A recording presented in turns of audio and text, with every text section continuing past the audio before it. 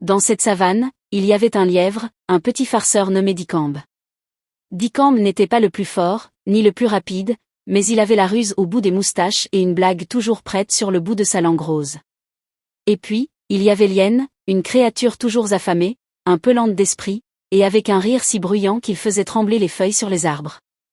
Son nom était Zola, et elle passait ses journées à chercher un repas facile. Un matin, Zola l'hyène aperçut Dicambe le lièvre en train de grignoter tranquillement quelques herbes fraîches. Ah, pensa Zola, salivant.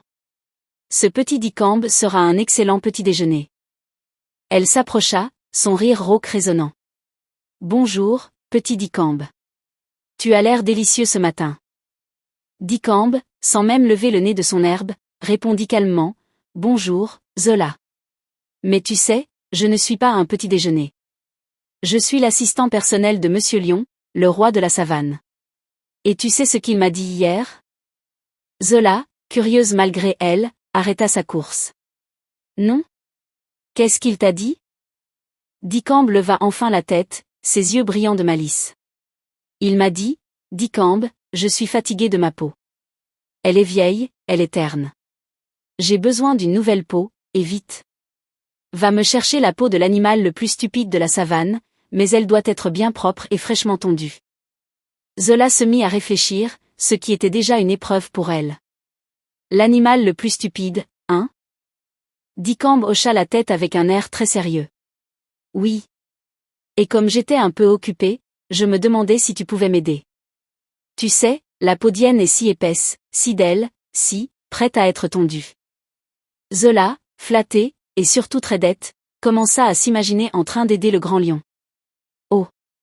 Vraiment? Ma peau? Tu penses que Monsieur Lion l'aimerait? Absolument, s'écria Dicambe. Mais il faut qu'elle soit parfaitement lisse. Complètement tondue.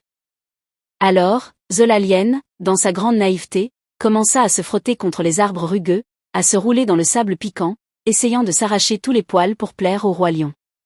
Elle se frottait et se frottait, riant de son propre effort, mais surtout de la gloire future d'être la fournisseuse de la nouvelle peau du roi.